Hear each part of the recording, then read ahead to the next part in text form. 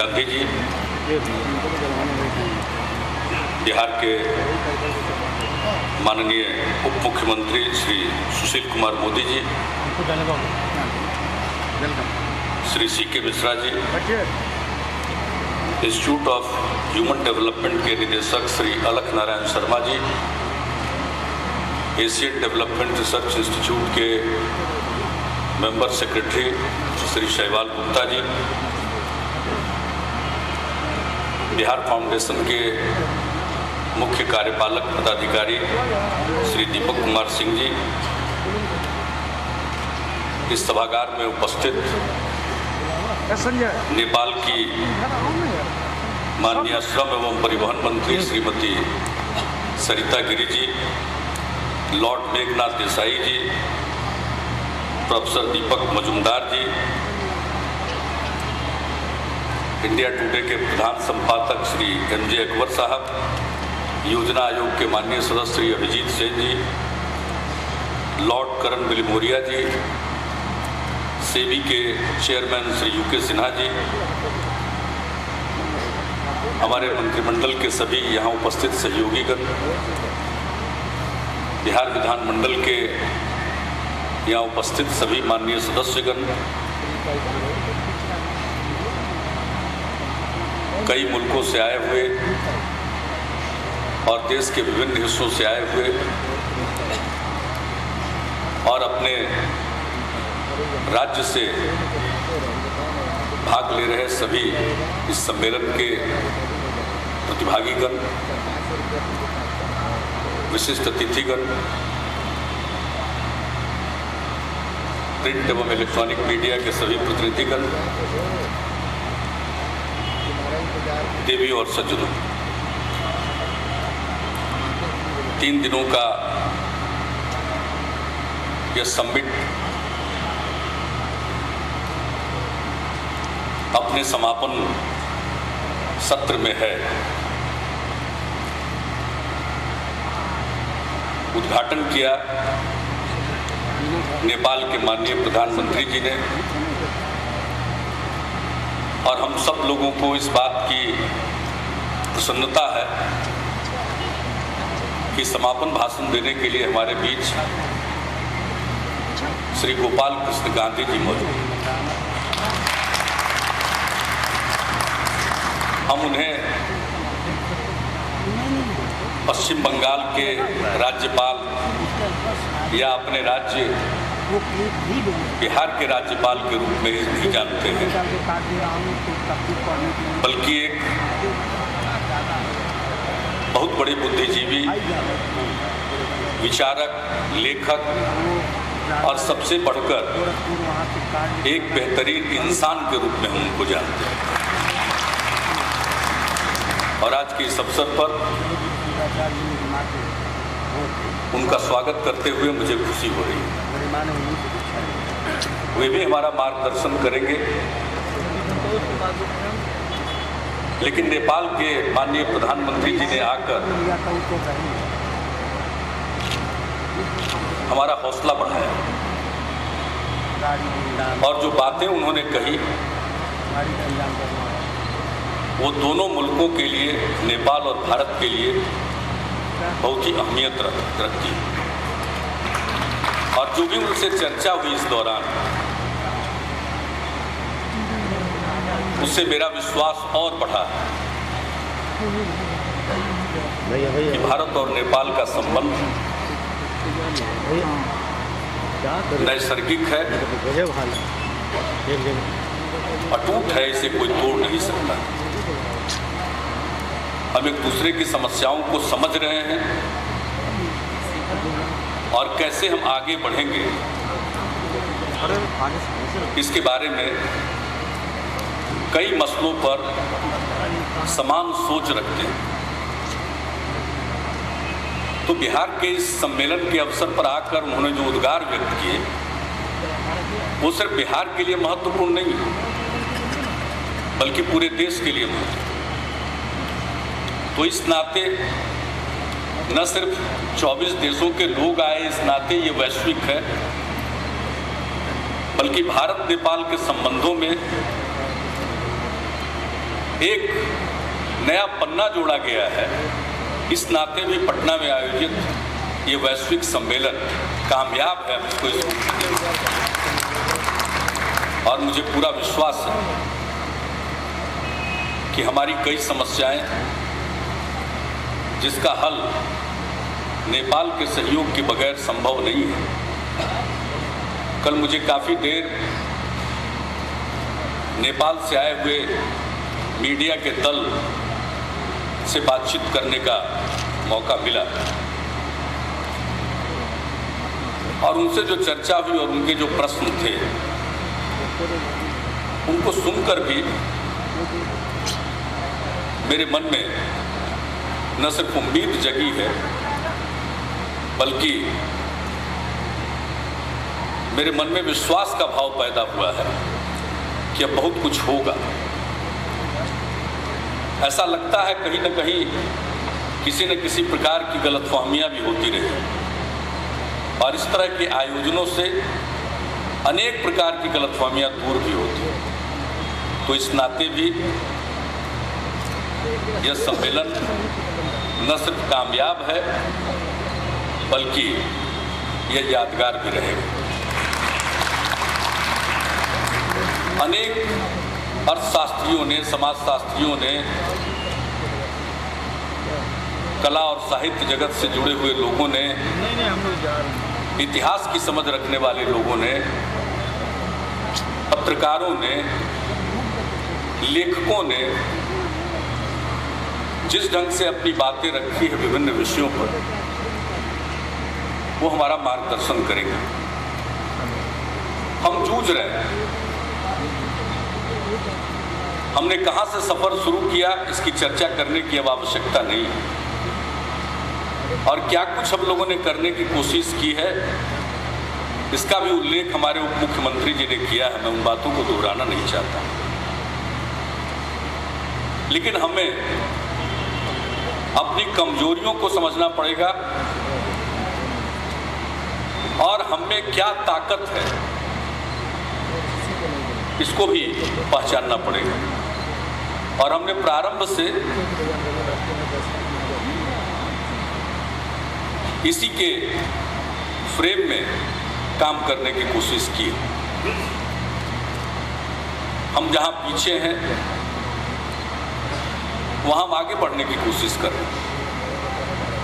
जो हमारी ताकत है, जो हमारा स्ट्रेंथ है, उसको पहचान कर उसका सदुपयोग करने की कोशिश करते हैं। एक समय था जब 2000 में बिहार का पुनर्गठन हुआ, झारखंड अलग हुआ, तो पूरे बिहार में एक निराशा का माहौल था।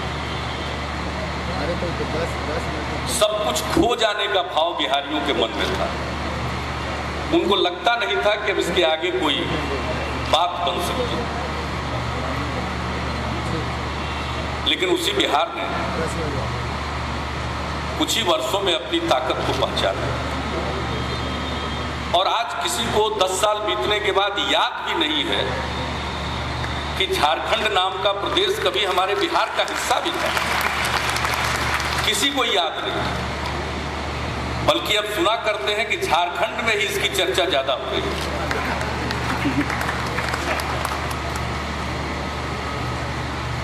तो यहाँ के लोगों का कमाल। उस समय मैं कहा करता था, जब हमारी सरकार बनी तब हमने इस बात पर जोर भी दिया था कि भले ही खान और खदान झारखंड में चले गए हों, लेकिन विरासत हमारे साथ।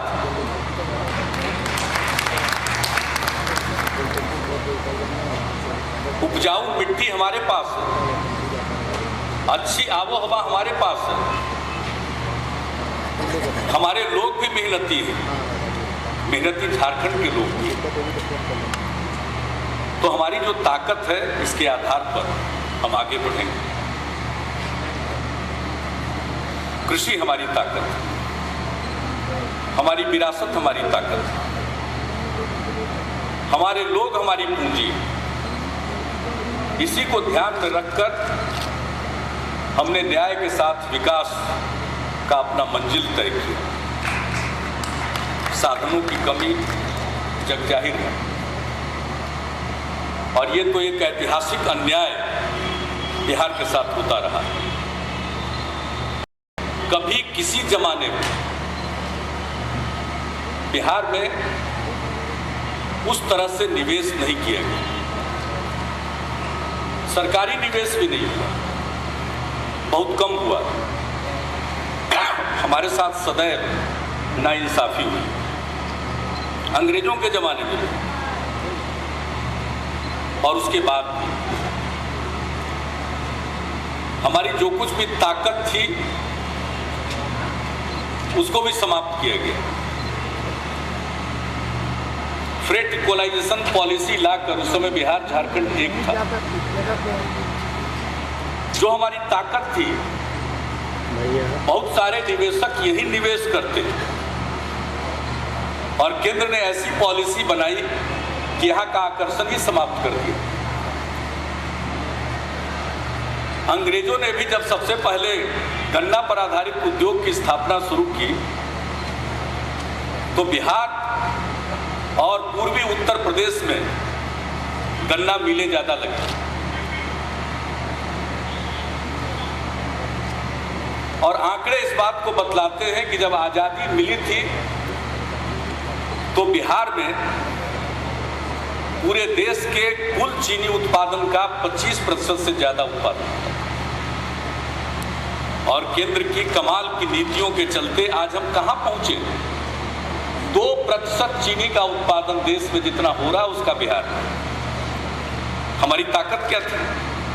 उन जगहों पर चीनी गन्ना पर आधारित उद्योग लगे जहां न जाने 29 बार इरिगेशन देना पड़ता है गन्ना की फसलों, और हमारे यहाँ कोई इरिगेशन की जरूरत नहीं थी। तो ये भी कमाल की नीति हुई कि ये सारे उद्योग यहाँ जो लगे थे वो बंद होते गए और दूसरी जगहों पर स्थापित होते गए। हम ग्लोबल समिट कर रहे हैं। आखिरकार ये भी सोचना चाहिए कि देश के अंदर समावेशी विकास की बात करते हैं, इंक्लूसिव ग्रोथ की बात करते हैं। इंक्लूसिव ग्रोथ का मतलब क्या होता है? इंक्लूसिव ग्रोथ का मतलब होता है देश के सभी हिस्सों का विकास और समाज के सभी तबकों का विकास, चाहे वो अल्पसंख्यक समाज के हों, महिलाएं हों, अनुसूचित जाति जनजाति के लोग हों या पिछड़े वर्गों के लोग, सबों का विकास होना चाहिए और सभी इलाके का विकास होना चाहिए। ये नहीं होना चाहिए कि विकास के कुछ टापू बना दिए जाए, जैसे आज पश्चिम और दक्षिण में हुआ, और कुछ इलाकों को छोड़ दिया जाए। तो जो ताकत थी हमारी और जिसके आधार पर हम भी आगे बढ़ सकते थे, चाहे वो सार्वजनिक निवेश का प्रश्न हो या हमारा जो एडवांटेज था उसको नजरअंदाज किया गया, अनदेखी की गई, और ये कहना अतिशयोक्ति नहीं होगी कि हमारे साथ अन्याय किया गया। तो आज हम इस हाल में पहुंचे। लेकिन सब चीजों के बाद हमने विकास का मार्ग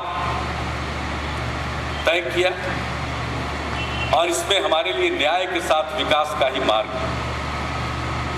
जहां एक तरफ हम बुनियादी ढांचे के विकास पर जोर देते हैं, वहीं मानव विकास पर भी हमारा जोर है। तो इस दोनों चीजों को सामने रखकर हम आगे बढ़ने की कोशिश कर रहे हैं, और आज भी कृषि के क्षेत्र में हमारी ताकत है, हमें पहचानना होगा, और उसको ध्यान में रखकर पिछले 4 वर्षों में कुछ काम हम लोगों ने शुरू किया है। और मुझे कल जो दिन भर कई पैरेलल सेशंस हुए हैं, मुझे खुशी भी, कई लोगों ने सलाह दिया है कि कृषि पर जोर देना चाहिए। मैं उन तमाम लोगों को कहना चाहता हूं कि आपके मन के भाव को भांप कर हम पहले ही से कृषि पर जोर दे रहे हैं, और शायद इस देश में कोई दूसरा राज्य नहीं है या अब आगे कोई और राज्य उसमें शामिल भी हो सकता है, लेकिन हम पहले राज्य हैं जहां हमने कृषि कैबिनेट बनाया, कैबिनेट कमेटी ऑन एग्रीकल्चर, कृषि से जुड़े हुए तमाम पहलू, और अगले 10 वर्षों के लिए हम योजना बना रहे हैं 4 साल का रोड मैप पर हमने अमल किया है, उसकी भी समीक्षा हमने की है और अगले 10 वर्षों के लिए हम रोड मैप बना रहे हैं। अभी इसी महीने 4 फरवरी को बिहार भर के किसान इकट्ठा हुए थे, उनका भी सलाह हमने लिया है और बिहार विधानमंडल के दोनों सदनों में हम कृषि के रोड मैप पर चर्चा करने वाले हैं। हमारा जो प्रस्तावित उसका प्रारूप है उसको हमने वेबसाइट पर डाल दिया है। अनेक लोग सुझाव भी भेज रहे हैं। उसके पहले भी 14 समितियों को बनाकर कृषि वैज्ञानिकों और कृषि के जितने स्टेक होल्डर्स हैं सबके साथ विमर्श करके हमने एक प्रारूप तैयार किया, उसको अंतिम रूप देंगे और 1 अप्रैल 2012 से हम उसे लॉन्च भी करेंगे।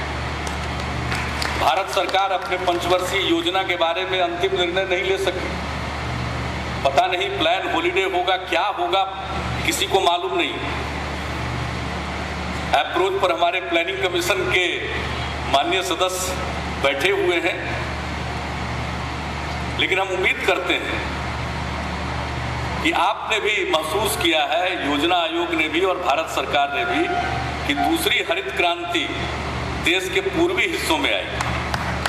उसी पूर्वी हिस्से में बिहार भी हमने उससे आगे बढ़कर इंद्रधनुषी क्रांति का खाका तैयार किया और मुझे उम्मीद है कि अगले पंचवर्षीय योजना में दिखावे के लिए नहीं, 400 करोड़ रुपए से कोई दूसरी हरित क्रांति नहीं आएगी। हमने 1.5 लाख करोड़ से भी ज्यादा की योजना बनाई है। अगले 5 वर्षों में हम कृषि के क्षेत्र में लगाएंगे। आपका सहयोग चाहिए। तो कृषि के क्षेत्र में तो बहुत काम हो सकता है। और विकास का पैमाना क्या होगा? अर्थशास्त्रियों के लिए एक पैमाना है जीडीपी का ग्रोथ और उसी ग्रोथ रेट पर हम चर्चा करते हैं। राज्यों के लिए जीएसडीपी, लेकिन उसके साथ साथ हम ये मानते हैं कि आमदनी कितनी बढ़ी। दैनिक मजदूरी पर जीवन बसर करने वाले इंसान की आमदनी कितनी बढ़ी, इससे तय होगा कि कितना विकास हुआ।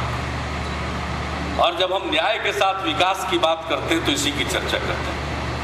आप में से बहुत लोगों की बात हमने सुनी, कहा कि साहब ग्रोथ तो ठीक है लेकिन पर कैपिटा इनकम नहीं बढ़ रहा। यही तो प्रश्न है, यही तो अर्थशास्त्री बताएं। साहब आप सोचते हैं कि जीडीपी का ग्रोथ सबसे बड़ी चीज है और सारा ध्यान उसी पर है। ग्रोथ रेट कितना है, ग्रोथ रेट इतना रहेगा, ठीक है। ग्रोथ रेट होगा तो संपत्ति आएगी और हमको भी ऐसा लगता है कि हमारा जीएसटी बढ़ेगा तो हमारी बोरोइंग कैपेसिटी भी बढ़ेगी। बहुत सारी चीजें ठीक है अर्थशास्त्रियों की, लेकिन ये तो आपको बताना है क्यों नहीं इनकम लिमिट बढ़ता है। ये बिहार की समस्या नहीं है, दुनिया भर की समस्या है और इस देश की समस्या है और ये अपने सामने चुनौती है। और जो हमारा दृष्टिकोण है, हम जिस रास्ते पर चल रहे हैं उसमें हम मेजर करेंगे, विकास का पैमाना होगा कि उस अंतिम इंसान की आमदनी कितनी बढ़ी। मुझे खुशी है जे अकबर साहब ने यहाँ अभी चर्चा की है। 1917 में गांधी जी आए थे चंपारण, 100 साल 1917 में पूरा हुआ। अभी तो बिहार की स्थापना का 100वां साल हम लोग मना रहे हैं, ये शताब्दी वर्ष है। पहले बिहार की तो ये हालत थी कि बिहार भी एक राज्य बना कभी हम मनाते ही नहीं थे। ये भी हम लोगों ने शुरू किया कि हमारी भी स्थापना हुई, क्योंकि बहुत सारी आइडेंटिटीज हैं, बहुत तरह की पहचान है, मेरे चाहने से खत्म नहीं होगा। जाति और धर्म के आधार पर पहचान है, हम चाहते हैं वो कमजोर हो लेकिन वो कमजोर नहीं हो रहा। तो उसके साथ साथ ये जरूरी है कि उसके बगल में हम पहचान की नई और बड़ी रेखा खींचे। वो है बिहारी होने की एक पहचान। और मुझे खुशी है कि पिछले 3-4 वर्षों में ही एक नई आइडेंटिटी का उदय हो रहा है।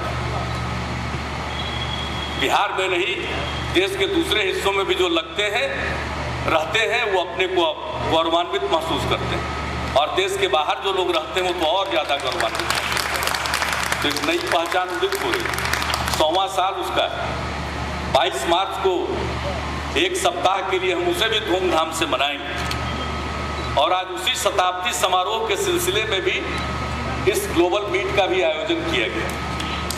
लेकिन इन सबों से बड़ी चीज़ एक है, वो है 1917। मैं एमजेस अकबर साहब का शुक्रगुजार हूँ कि उन्होंने इस बात की चर्चा छेड़ दी। अब ये जो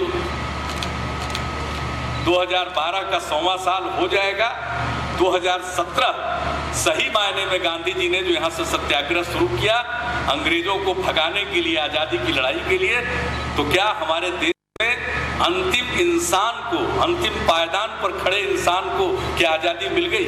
क्या उसकी भूख मिट गई? आपने बिल्कुल सही सवाल छेड़ा। और जब उसकी भूख मिटती है, उसकी आमदनी बढ़ती है, उसी को हम दूसरे अर्थ में कहते हैं उसकी आमदनी कितनी बढ़ी। तो हमारा भी लक्ष्य है, और 2017 तक के लिए हमने कृषि का भी रोड मैप बनाया। फिर 2017 से आगे 2022 तक का भी खाका हमने तैयार किया। तो ये चीज़ें बड़ी मायने रखती हैं। और यहाँ पर आप सब आए हुए हैं, हमें अपनी विरासत पर भी ध्यान है। हमारी जो युवा आबादी है उसकी भी हमें चिंता है। और बिहार में तो क्या कुछ नहीं है, लोग जानते हैं, हम उसको और उभारने की कोशिश कर रहे हैं। बाहर से पर्यटकों के आने की संख्या बढ़ गई, हम उसके अनुरूप बुनियादी ढांचा खड़ा नहीं कर पा रहे। यहाँ भी अभिजीत सेन जी यहाँ पर बैठे हुए हैं, हम उनसे आग्रह करेंगे कि चर्चा बहुत होती है, अब बात तो आगे बढ़ जाए। पटना और गया के बीच में क्या 4 लेन सड़क नहीं बननी चाहिए?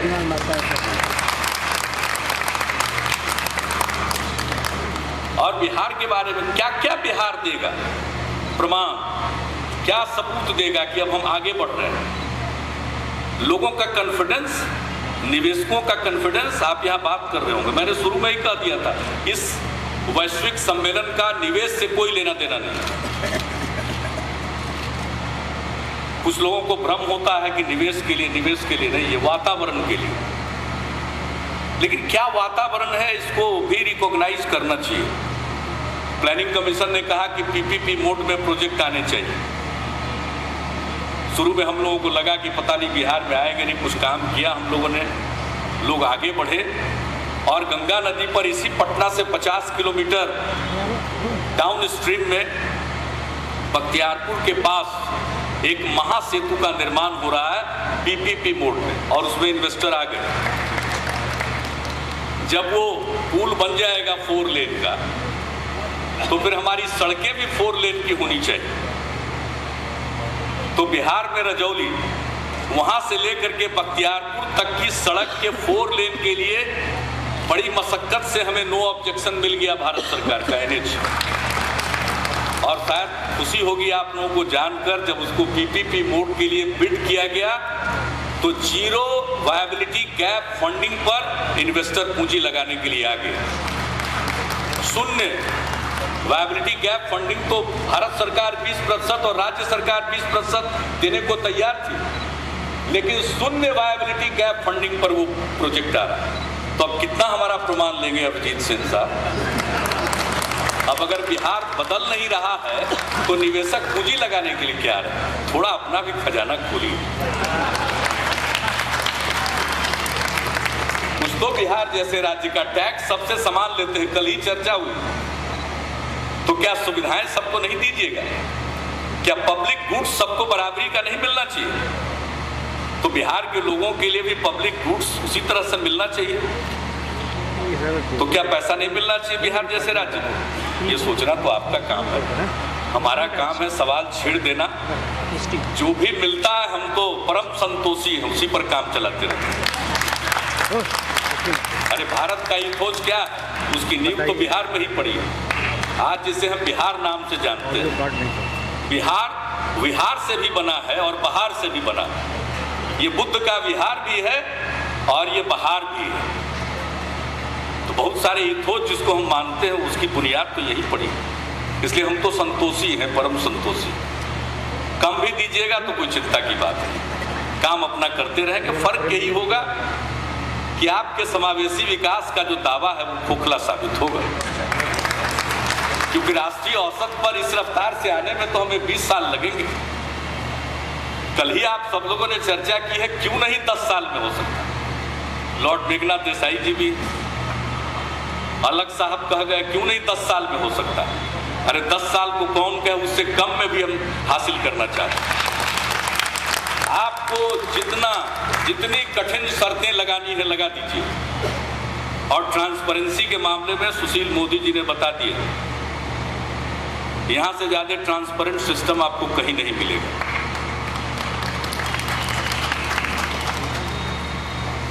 विश्वास कीजिए, भरोसा कीजिए, और एक बात जान लीजिए, गरीब आदमी कम बेईमान होता है। तो हम तो गरीब लोग,